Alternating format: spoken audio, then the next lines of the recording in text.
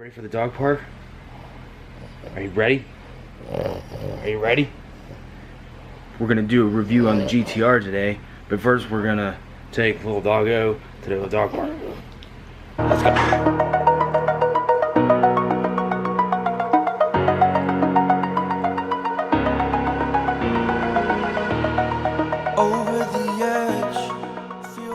So we're gonna take Hemi to the dog park and watch him get pummeled by all the other dogs. He's gonna look like a little rabbit compared to everybody else. Last time we went there was a Great Dane, and Hemi was pretty emasculated at that point. We hung with them. Anyways, we'll get to the video after this little dog park experience. See how this Hemi performs.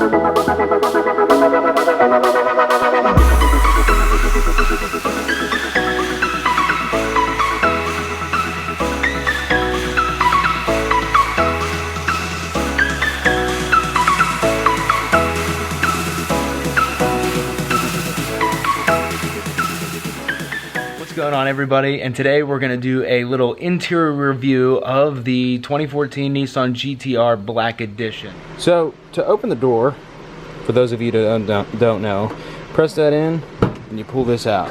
That's how you open the door of a GT-R. Alright, so we're in the car and the start button is over here. Obviously put the foot on the brake and hold down that button. The car is now started. Okay, so now we're started. Look up here, make sure everything's good. Turn down the volume so you guys can hear me. Make sure everything's good. Now I'm going to take off the parking brake, which is located right here. Now we're going to shift the car into reverse, and you guys are going to hear this annoying beeping sound that doesn't stop until you are in drive. So I'm gonna end that clip here until I get out of this driveway, then we'll continue on. So we are now driving the car, and the first thing you may notice is the ride is a little bit rougher than your normal car. Now that is due to the suspension. It is a little bit more firm and a little bit more just, I don't know, tight than your regular car's suspension. That's the first thing that you'll notice. You also notice a ton of clinks and clanks. Now that's in the manual that is a normal thing for a GT-R, for those of you that did not know. It's a loud car. That's just how it is. There's no way around it. There is a known bell housing rattle, excuse me, that you'll hear. Some are worse than others, from what I understand and what I read. Mine does not seem to be that bad at all, so I think I'm one of the luckier ones. Some are pretty hellacious, I will say. But this one, not so bad. Anyways, let's get on with this thing. Now, I have the windows up and the AC kind of on, so if you hear a little bit of the, I'm sorry, I'm trying to zoom out. If you hear a little bit of from the AC, I'm sorry about that. There's no mic for this camera. I need to get one, and that needs to happen soon because it's driving me nuts when I edit these videos, as is my buddy John that I've met at Cars and Coffee. I'm gonna call him out on this video. But anyway, one thing that I will say, since we're on the AC subject, is the AC in the GT-R is substantially better than any other car's AC system that I've ever been in. It is extremely freaking cold. Now that I've had the car in the summertime, so I haven't really got to try out the heat yet. There was absolutely no need for it yet, but I will be having to use that soon, and I will let you guys know about that as soon as I get the chance to. But the AC is extremely cold. Now, if you notice down here, you see the little seatbelt guy. Now, I don't know if it's just this car or the previous owner did something to it, but there's no chime to the seatbelt. I do not currently have it on right now. I'm just using this for video purposes. I do always wear my seatbelt, but I thought this was kind of strange. It beeps like crazy when you're in a reverse, but it doesn't beep at you for not having your seatbelt on. This is the first car that I've ever seen like that. So, for those of you that own one, let me know if you guys have this same thing or if it's just this car. As you can tell, this is the Black Edition seat. It's a Recaro racing seat. Now, I do know that the side bolsters in the Black Edition are a little bit bigger than the ones in the Premium. These seats do hug you. They kind of conform to me fairly well. I mean, for reference, I'm 5'11", 6 foot, and about 180 pounds. And they fit me very well. They're a little snug, and it does get a little uncomfortable in the man region, if you know what I'm saying. For long periods of time, you will find yourself adjusting a lot. So in case you were wondering about that, then yeah, it does get a little uncomfortable after long periods of driving down south there, below the belt. So just a quick little thing there for those of you looking into the Black Edition. The Premiums, haven't actually sat in a Premium, so I don't know exactly what those are like, but the seats in here are nice. They cup you well, and you know, they make you feel like you're, you know, you're in the car. Like, I don't know how I'm trying to say that, but they just make you feel like you're safe, basically. Side note, one of the cool things that comes with the Black Edition is like the red inserts on the seats, and you can notice on the steering wheel. I think that's a cool feature that they did with these, and on the door handle here. I think that's cool. Now, I know the Premiums don't come with this, but the Premium does have a cool option with kind of like an all red seat. I don't know the exact color that they call it, but it is an upgraded option. I do like those a lot. If you check out Bros for Speed's channel, he does have those seats in his 2014 Premium, and they're a nice looking seat, I will have to say. Alright, so now that we're in the car, I'm going to run through a few of the things that are inside the car that you kind of have to use on an everyday functionality kind of deal basis. So over here, you have the selector for the left and the right mirror. So if you go to the left, you come over here, you watch your mirror, and you can toggle this little, you know, switch up and down, left and right, kind of figuring out where you need it to be while you are driving the car. Now, the button next to it is the mirror tilt in. So these are not manual, they go in by that switch, and that's what you press to, so now we're gonna go back out, and the mirrors go back out. So that's that. Next to that is the lights. So lights are on, lights are off. Now these are, you have to manually turn them on. There's not an automatic option, so you do kind of have to turn those on. Obviously, pull back is your brights, and then your left and your right turn signal. So those are well, actually three of the things over here that you need to look for. Up here, you have your trip reset. So you press trip,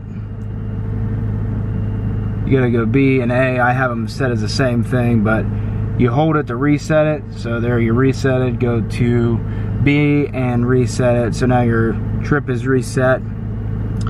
The button next to it right here, this is your brightness of your gauge cluster. So this only changes it when your lights are on. So that's that. Obviously over here you have your fuel gauge, your gear selection, and your temperature.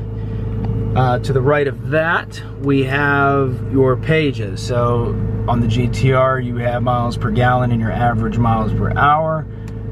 Right now, those are my averages. Pretty bad on the MPGs, but whatever, that's not what I bought the car for.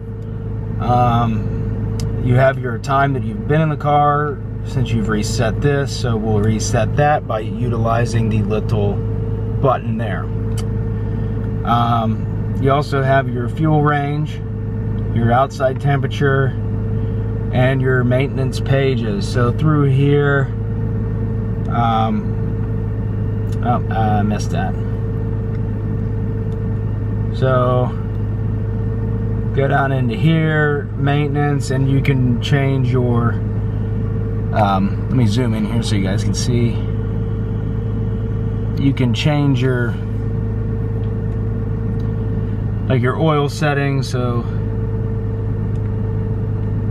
engine oil, you can reset your mileage and whatnot through here, and it will notify you like once you've reached a certain increment of time that you need to change something, such as your filter, your oil in general, and your tire rotation. So that's just a couple little things there. You can just skip through it, and then it gives you your miles per gallon kind of just gauge, and back to your speedometer.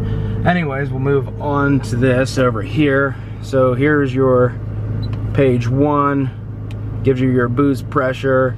So obviously build and boost. There you can build boost a little bit, and then oil pressure, engine oil. Now you'll notice through some of these it's a repeat of like a lot of the things. Now it does have acceleration and braking, G-forces, torque split, trans temperature, engine oil temp, boost, and cornering G-forces as well. Go to the third page. It's pretty much the same thing as 1. Number 4, see, it's just like the same stuff over and over again. An interesting fact about this, I did learn on the GT-R documentary that the developer of Gran Turismo actually developed this system right here specifically for the GT-R, so it gave you that in-video game feel to it. Now, as you're going, this is like a little line graph, and it'll go up and down as you go. And it has the same thing for your braking G-forces as well. Steering, it shows you like direction of your cornering and whatnot when you're going around a turn, and it shows you which side you're favoring as well as your speed in the corner. You also have your gear position when you're in a bad, like when you're at a certain speed and an RPM, it'll kind of show you in red like which gears are not safe to go into. I thought that was pretty interesting, and this is kind of cool when you're utilizing the paddle shifters, which are over here on the steering wheel. So on to the next. Your fuel efficiency, who cares? Not me. And then you have your lap timers. So that's all that fun stuff through here. Down here you can go to your info and kind of go through all your little things. Tire pressure, tells you your tire pressure. It took me a while to find that. Go to your maintenance, and this kind of shows you the same stuff as I showed you on the dash there. Map, weather, all that fun stuff. But that's pretty much it. And then your radio controls are pretty simple. Just your regular, you know, heating and air here.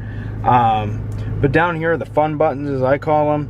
So in order to go into full-blown race mode and to launch the car, these have to be in red, and this has to be in red as well, and now you're ready to kick some ass. But if you want to be like a little scaredy cat, you can just go down into your save modes, and everything becomes softer. Transmission pretty much cuts off one drive shaft, and you can kind of hear it like at a higher speed, like humming because of imbalance, I would guess. But I mean, that's pretty much it for the interior of the car. Now my phone, or not my phone, my camera is gonna die, but that is my interior review of the GT-R. I will do another one for the exterior since this one did get a little bit longer than I wanted to. So we'll catch you guys on that one. I hope you guys enjoyed this one. Subscribe, like, comment, and let's follow Dual Spool RDU. And we'll see you guys on the next video. I hope you have a wonderful evening, and we'll see you guys on the next one. Peace.